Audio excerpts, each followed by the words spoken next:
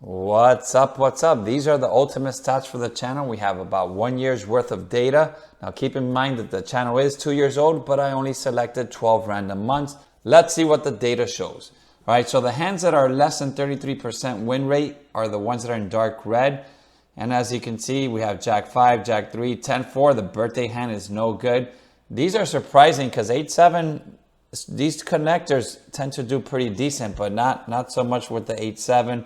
Obviously, 7-2 is one of the worst hands. But the worst hand for me was actually 6-3. So I don't want to see any more 6-3s.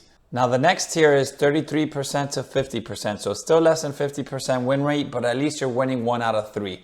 And some surprising hands, we actually have Ace 5, which didn't do too well, 43% win rate. King 10, which I actually like King 10, but it's not doing so well for me. King 4. And then we have just some random hands. Jack 8, Jack 7. 10-9, which was started off on fire for me. I was actually 4xing 10-9 all the time, but lately I've been on a real slump with 10-9, so I've actually stopped 4xing it. So don't 4x it anymore. Don't listen to me. I don't know what I'm doing. And again, all these hands in pink, they're less than 50% win rate. And if you notice, the only pocket pair, the pocket pairs are all the way on the top. The only pocket pair with a losing percentage is actually pocket threes. And the book says to 4x anywhere from aces to pocket threes. Not to 4x pocket deuces, but I love pocket deuces. And deuces never loses. So for me, pocket deuces have actually done well. When you're starting off with a pair, as you can see, we're starting off with an advantage. All right, winning 2 out of 3, but less than 90%. The dark green hands, pocket aces, pocket kings, ace queen, ace jack. These are strong hands. Ace 4, surprisingly, has a very good win percentage as well. Pocket kings, king queen, my pops' hand, king 9 still strong, and surprisingly king 3. And now if you notice on the bottom, I actually calculated if you start off with an ace, your win percentage is 60%, and if you start off with a king, any king, the win percentage has actually been a little bit higher at 64%. If you start off with a queen, is a 52%, and if you have jack high, you're looking at a 44% win rate. I didn't go any lower than that because we don't normally 4x that. Those are some top tier hands. Once we get past the kings, we don't really see any more dark greens unless they're pocket pairs, pocket 10s, pocket 6s, pocket 5s, and pocket 2s. Now the top tier hands for me this time period was 90% plus win rate. We got pocket queens, pocket jacks, and pocket 8s. And again, they're the pocket pairs. We're starting off with a huge advantage. And the all-time winning hand for us is the pocket jacks. All right, now let's look at the trip bonus. Now in the trip bonus, we actually played a total of 2288 hands. We hit the trip bonus 365 times. So that's a 16% hit rate. We had 114 trips, 119 straight, 65 flushes, 63 full houses, and 4 quads. This gave us a total payout of $18.97. And believe it or not, even though this is a year's worth of data, we are only down 26 units, which is not bad considering a year's worth of play. Now, if you average $5 on the trip bet, multiply that by 5. If you average 10 units, multiply that by 10. So we are down on just slightly, just a little bit, 26 units, which, like I said, in the grand scheme of things, for a year's worth of play is not a big deal. All right, now let's start off with the pocket 9s and the jack 6. They're grayed out because I did not hit a trip bonus bet with these hands at all. Everything in white is, and I hit it anywhere from 1 time to 4 times. So these are the combinations that I hit 1 to 4 times.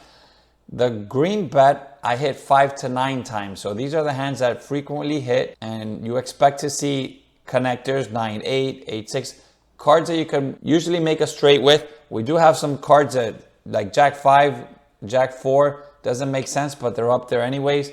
King 5. And the best trip bonus hands for us actually are 7-4, 7-3, 6-4, and 5-4. 5-4 being the most common one. We hit 15 bonuses with a 5-4. So the top bonus hands are the low cards for us. Now, one thing that I did notice as well is that we got 7 bonuses with the pocket 3s. But if you notice, our pocket 3s, we didn't really win so many. It's actually our worst pocket pair bonus. So it seems like even though we probably just hit trips, we ended up getting beat, or maybe even a small straight, but we lost to a bigger straight because the pocket 3s, even though we had 7 bonuses, they didn't hold up unlike the pocket twos. We hit 5 pocket bonuses with the twos, and it seems like the hands when we did have the twos, they did hold up. Now the pocket pair bonus. Now I just left it with the Hialeah payout. I did not make a difference between the Dania Beach payout just because it was easier for me. So we did hit the pairs 157 times, ace face unsuited 49 times, ace face suited 22 times, and pocket aces 11 times. We hit the pocket pair bonus 239 times. About 10% of the times you can expect to hit a pocket pair bonus. Now in this bonus, we actually also lost 59 units as well. And again, for an entire year's worth of data, this is not too bad. This probably could have been a lot better, but as you can see with the payouts, we barely hit the pocket aces and the ace face suited. If just a couple more of these ace face unsuited were suited, we would be probably in the positive side, but it wasn't meant to be for us, guys. Most of our payouts were the smaller payouts, and that's why we're down for the year. The most common pocket pair payout was ace king, which is good because that was a good winning hand for us. We won 63% of the time, which is great. Now when it comes to an actual pocket pair, pocket cowboys, those are the ones that followed us the most, along with the pocket threes. I calculated what the break-even point would be, which is about 54% win rate. If you have a 54 to 55% win rate, depending on whether the dealer qualifies or not, that's the break-even point. So anything above that will be profitable. So I highlighted in dark green what would be profitable if you just 4x'd it. And if you look at the book says 4x every ace. That's why the book says to do it, because you tend to at least hit break-even most of the time. That's what the data shows. We do have 3 losing aces, which is ace 10, ace 6, and the worst ace has been ace 5. If you look at the kings, the book says to 4x from king all the way to king 5. And if you look at that, surprisingly, king 10, which is a hand I tend to like king 10, but king 10 is actually a losing hand for me. But all the way up to king 5, we are the winning percentage. And then we have king 3, which is a 75% win rate. It's actually, I believe, the king with the biggest. Yeah, even better than pocket kings. Unbelievable. So king 3 for me has been the best hand. All right, from queen, the book says to 4x anywhere from queen to queen 8. Now the queens haven't been doing so well for me. Queen jack, queen 10, and queen 9. Even though queen 10 has picked up a lot for me, I'm still not a big fan of queen 10 for whatever reason. But these 3 have been losing hands for me. And then the book does say up to queen 6 suited. And if you have queen 6 suited, our queen 6 is actually doing well. It's at the break-even point. And then again, surprisingly, queen 3 is also at the break-even point. Now when it says the jacks, jack 10, those are 4x hands. And the jack 10 just got to the cutoff at 54% win rate. Jack 9 is a hand that I do 4x often, but lately it's taken a turn for me as well. So I've stopped 4xing jack 9 unless it's suited, obviously, and jack 8 as well. But even if these are suited, these are still under the threshold. I don't know how many of the suited hands had held up, as I don't keep track of suited or unsuited. But the book does say to 4x up to jack 8 suited. And then anything underneath, there's really no 4x's except for the pocket pairs. Again, the book suggests 4x all the way up to pocket 3s and not the pocket 2s. But if you look at this, we also have some surprising hands.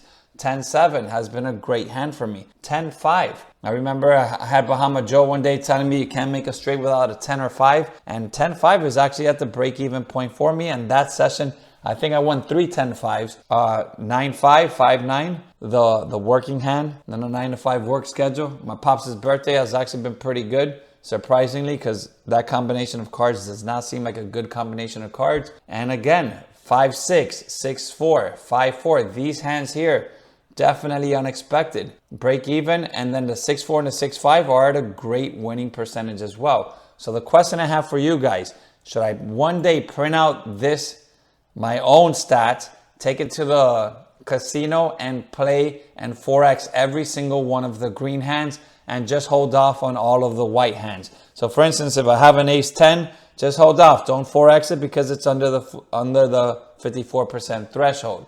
Same thing with ace 6 and ace 5. I know these are 4x hands, but just the data is showing that it's not doing well for me. And should I 4x, for instance, if I get a 6-5, a 6-4, a 10-5, a 9-5? Let me know if I should go one day to the casino and play with my own stats? That's the question that I have for you guys. Now, the main reason that I did this is because I wanted to compare my own actual real stats to what the book says, and it's somewhat comparable. So it seems like they have a good indicator of what is a good 4X or not. Again, not every hand is gonna obviously be a winner, but as you can see from the graph, the table, pretty much every ace is looking pretty good. Almost every king as well, as you can see here. It's where you get to the queens. I know queens to queen 8. It's where we start seeing, should we follow the book? Should we break away from the book? And so, yeah, I hope that these stats are at least interesting for you guys, and see you on Friday Night Live. Let's freaking get it.